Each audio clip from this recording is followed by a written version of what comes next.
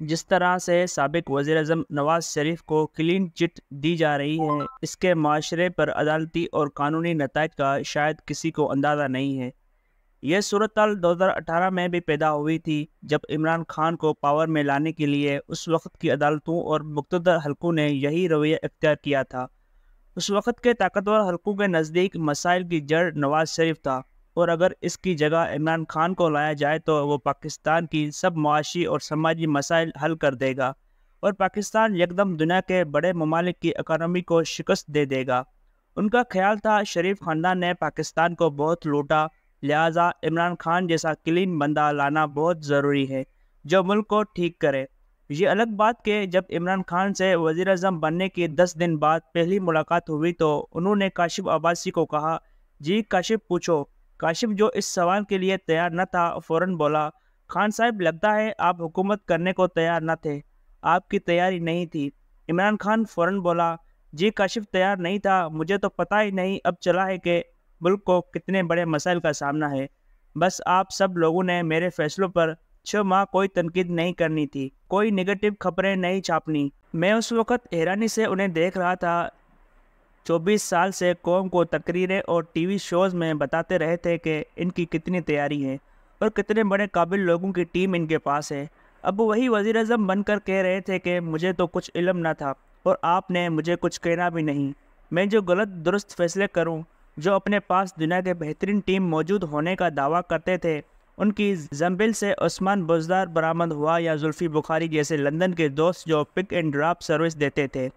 اس طرح کے دوستوں کی فہرست بڑھتی گئی، جنہیں حکومت چلانے کا تجربہ تو دور کی بات علم ہی نہ تھا کہ پارلیمنٹ کس بلا کا نام ہے یا حکومت یا گورننس کیسے کرتے ہیں۔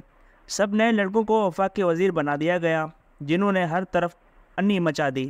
خان صاحب نے مدت 6 ماہ سے بڑھا کر 1 سال کر دی کہ مجھے کچھ نہیں کہنا۔ جو کچھ کہنے کی کوشش بھی کرتا تو جنرل فیض حمید کا ڈنڈا چل جاتا۔ جنرل باجوہ صحافیوں اور اینکرز کو بلا لیتے کہ مدے بن جاؤ، خان کو تنگ مت کرو۔ ایک ملاقات میں تو صحافیوں کو جنرل باجوہ نے یہاں تک کہہ دیا کہ ہمارے پاس 5000 لوگوں کی فہرست تیار ہے جن کو لٹکانا ہوگا۔ اینکر پرسن محمد مالک نے کچھ کہا تو جنرل باجوہ نے آگے سے کہا، آپ اینکرز کا نام بھی اس فہرست میں ڈالا جا سکتا ہے۔ بعد میں محمد مالک نے مجھے اس بات کو کنفرم بھی کیا۔ اگر کمی تھی تو ایک ٹی وی شو میں اس وقت کے وفاقی وزیر فیصل واڈا نے یہی 5000 لوگوں کی فہرست اور انہیں لٹکانے کی بات کہہ دی۔ جب وزیر اعظم عمران خان اینکرز کو کہہ رہے تھے کہ ان پر 6 ماہ تنقید نہیں کرنی، تو ان کا مقصد تھا کہ وہ عثمان بزدار جیسے کام کر لیں اور کہیں سے کوئی آواز نہ ابھرے، چاہے پورا صوبہ ڈوب جائے۔ اور مزے کی بات ہے کہ عثمان بزدار پر بڑا اعتراض بھی جنرل باجوہ کو ہوا، جہاں سے ان میں دراڑ پڑنا شروع ہوئی۔ جنرل باجوہ چاہتے تھے کہ بزدار کو ہٹا دیں۔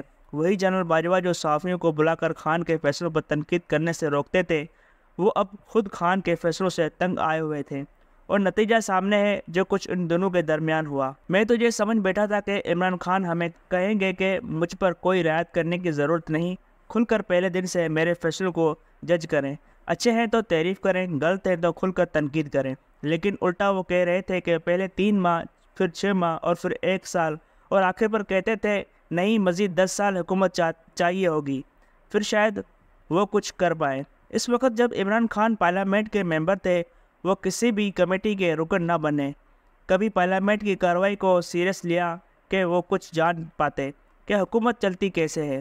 کم سے کم خان صاحب کو پبلک اکاؤنٹس کمیٹی، فنانس اور فارن آفس اور پلاننگ ڈویژن کی کمیٹیوں کا ممبر بننا چاہیے تھا، تاکہ وہ گورننس سمجھ پاتے، اور وزیر اعظم بنتے تو جہاں بیوروکریسی سے اچھے افسران چن سکتے جو ان کی حکومت چلاتے، وہی وہ گورننس ایشوز کو بھی بہتر ہینڈل کر سکتے۔ لیکن عمران خان اپوزیشن میں ہوتے ہوئے پارلیمنٹ ہی نہیں جاتے تھے۔ کسی وزیر نے مجھے کہا کہ آپ بار بار یہ بات کرتے ہیں، لیکن ان کا پارلیمنٹ کی کمیٹیوں کا ممبر بننا ان کے وقار اور شخصیت کے خلاف ہے۔ وہ ویسے ہی دھرنے دے کر بیٹھے تھے، لہٰذا جو سیکھنے کا وقت تھا وہ دھرنے اور گالی گلوچ میں گزر گیا، اور اب وہ وزیر اعظم بن کر کہہ رہے تھے کہ مجھے تو کچھ علم ہی نہیں، لہٰذا مجھ پر ہاتھ ہولا رکھیں۔ جو انہیں جس محنت سے لائے تھے اسی محنت سے انہوں نے فارغ کر دیا، اور آج کل وہ جیل میں ورکرز کو تسلیاں دیتے پائے جاتے ہیں۔ یہی کچھ نواز شریف کو لاتے وقت کیا گیا تھا، جب انہیں بینظیر بھٹو کے خلاف کھڑا کیا گیا۔ جنرل اسلم بیگ غلام مصطفیٰ جتوئی کو 1990 کی الیکشن کے بعد وزیر اعظم بنانے کے حق میں تھے، لیکن جنرل حمید گل کی ٹیم کا دل نواز شریف پر آ گیا تھا۔